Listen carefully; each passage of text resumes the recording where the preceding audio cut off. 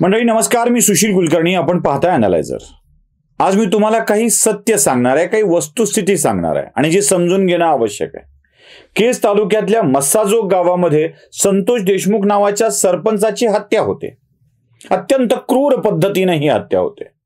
अपहरण केलं जातं, गाडीत मारलं जातं आणि हे मारलेलं कळावं यासाठी त्याचं शूट केलं जातं म्हणे आणि त्याचा जीव घेतला जातो. एक सरपंचाची अशा क्रूर पद्धतीनं केली गेलेली हत्या ही राजकीय हेतूनी प्रेरित आहे का किंवा राजकारण्याच्या आशीर्वादाने केली गेलेली आहे अशी चर्चाही जोरजोरात सुरू होते.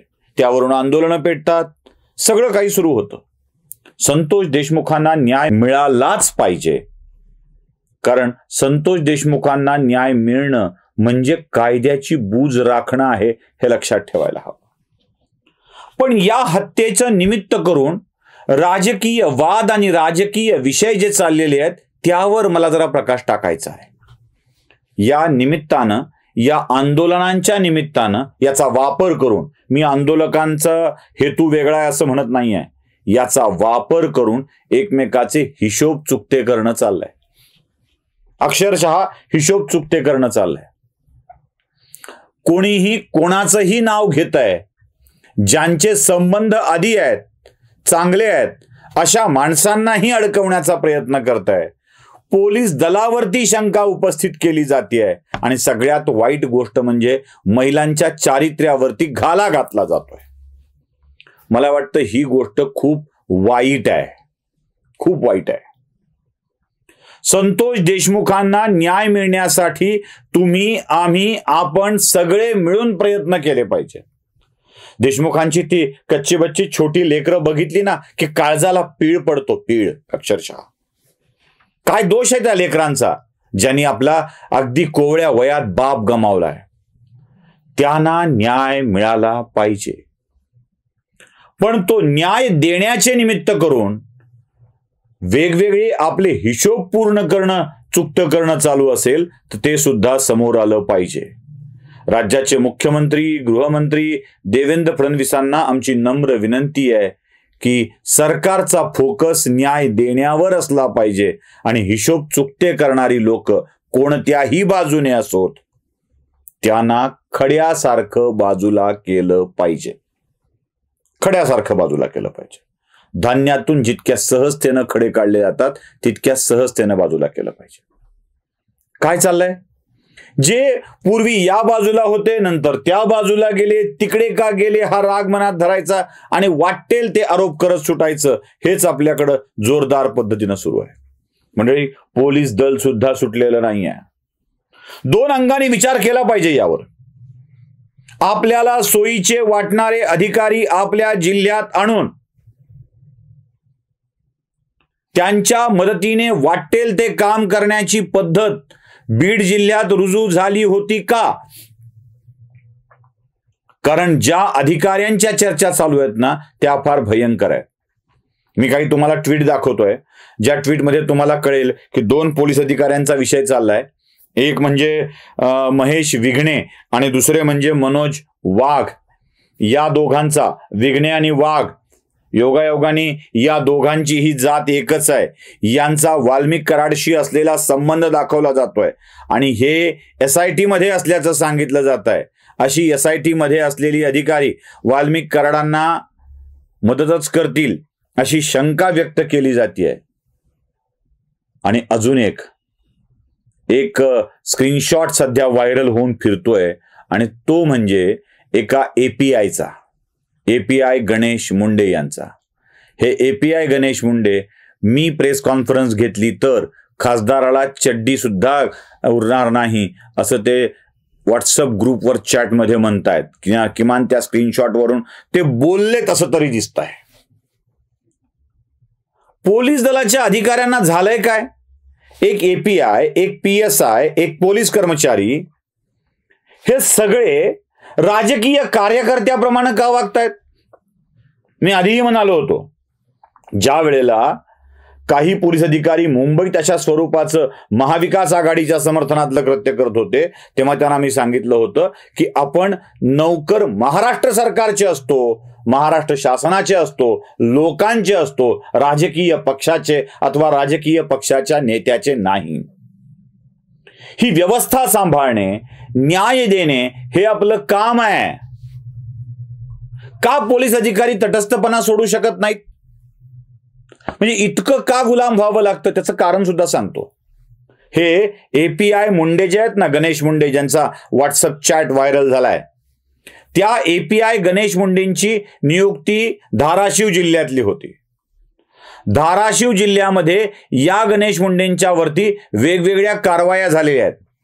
येरमाळा पोलीस स्टेशनच्या हद्दीमध्ये हे एका प्रकरणात लाचलुचपत प्रतिबंधक विभागाच्या याच्यामध्ये अडकले होते. आता एक माहिती सांगतो.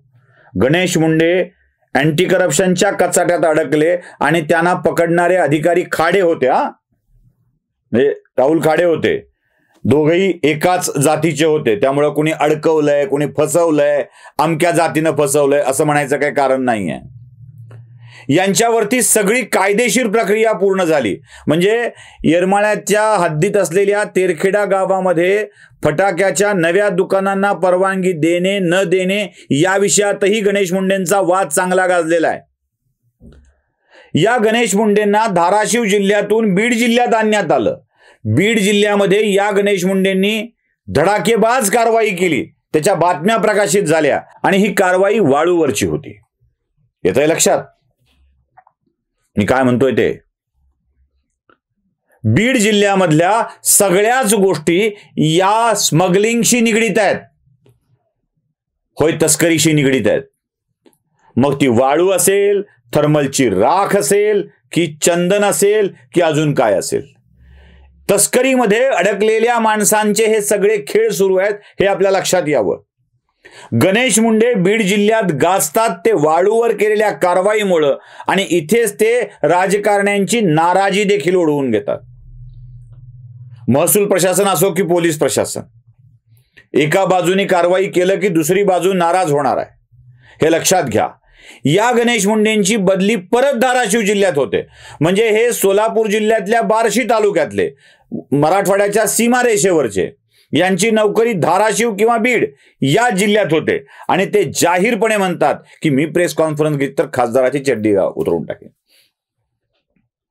म्हणजे जर गणेश मुंडेंच्याकडं कोणत्याही खासदाराच्या विषयी असे काही पुरावे असतील तर ते त्यांनी ज्येष्ठांच्याकडे देणं आवश्यक आहे. पण नाही, यांना हिशोब चुकते करायचे आहेत, केलेल्या मागच्या कारवायांचे चुकते करायचे आहेत. हे जे विघ्ने आणि वाघांचे फोटो सगळीकडे व्हायरल होत आहेत ना, त्या फोटोत मला दोघांनाही एकच सांगायचं, या पोलीस अधिकाऱ्यांना, आणि या पोलीस अधिकाऱ्यांना सांगून फायदा नाही हे मला माहित आहे. त्यामुळे अन्य पोलीस अधिकाऱ्यांना सांगायचं आहे की आपण राजकारण्यांचे नौकर नसतो, आपण व्यवस्थेचं प्रतिनिधित्व करत असतो. ती नीट राहावी यासाठी आपली व्यवस्था केलेली आहे. त्यामुळं असे हिशोब चुकते होत असतात. कळतंय? असे हिशोब चुकते होत असतात. कोण कुठे हिशोब काढेल सांगता येत नाही. पण दुर्दैवाने संतोष देशमुखांच्या मृत्यूच्या प्रकरणामध्ये असे हिशोब चुकते करणं चाललंय.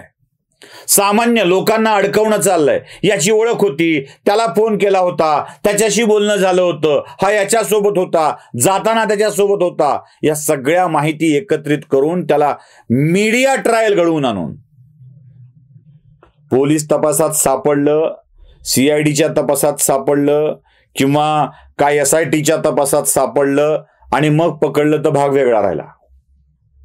मी त्यावर भाष्य करीन.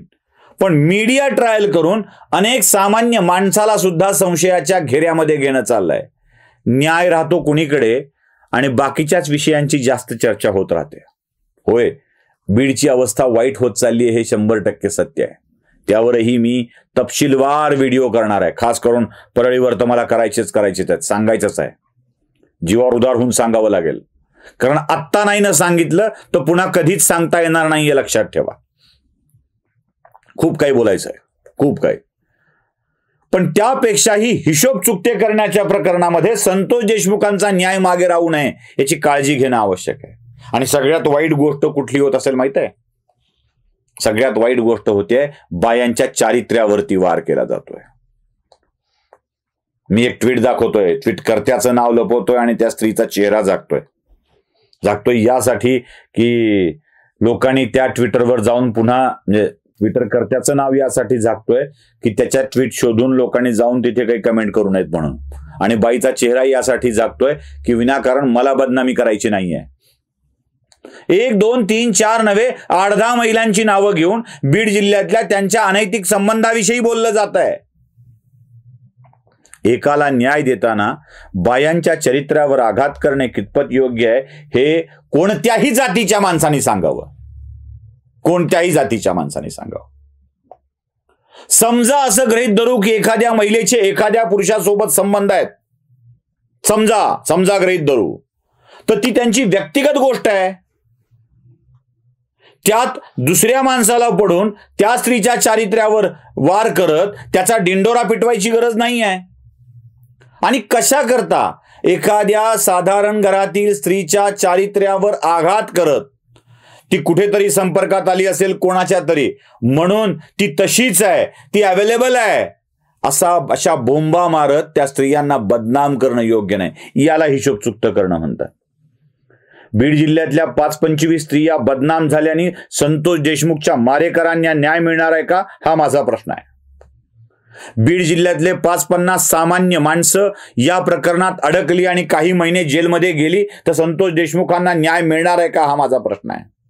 काय तो आका टाका बाका कोण पकडला जायच्या आधी या सगळ्यांना मध्ये टाकलं तर न्याय मिळणार आहे का, हा माझा प्रश्न आहे. आणि हे सगळे धंदे करणाऱ्यांना माझा प्रश्न आहे. तुम्ही तुमचं निश्चित कार्य सोडून जर हे करणार असाल तर वाट्याला असंच काहीतरी येतं. त्यामुळे कृपया आपल्या निश्चित कार्याचा विचार करावा. आणि हात जोडून बीडकरांना माझी विनंती आहे, हात जोडून, हा वाद मराठा विरुद्ध वंजारी नाहीये. 2 समाज एकमेकाच्या विरोधात खून के प्यासे बनून उभे राहत नाहीत. हा वाद 2 जातीतल्या, 3 जातीतल्या, 4 जातीतल्या लाभार्थ्यांचा आहे. लाभ कमी जास्त मिळाला याचा आहे. आणि कोणतेही लाभार्थी आपल्याकडे सहानुभूती मिळावी म्हणून जातीची ढाल उभी करत असतात. कृपया बीड जिल्ह्यातल्या सर्व जाती धर्माच्या लोकांनी अशा लोकांची ढाल आपली जात होऊ देऊ नये. कारण कोणाला तरी लाभ मिळालाय, कोणाला तरी मिळाला नाही, किंवा कोणी कोणाचा लाभ हिसकावून घेतलाय, यावरूनचे वाद आहेत. यावरूनची ही सगळी लढाई आहे. या लढाईला लाभाच्या वादातून झालेली लढाई असं समजावं. जातीमधली लढाई नाही, एवढीच माझी विनंती आहे. न्यायाचा विचार करू, गेम करण्याचा नव्हे. नमस्कार.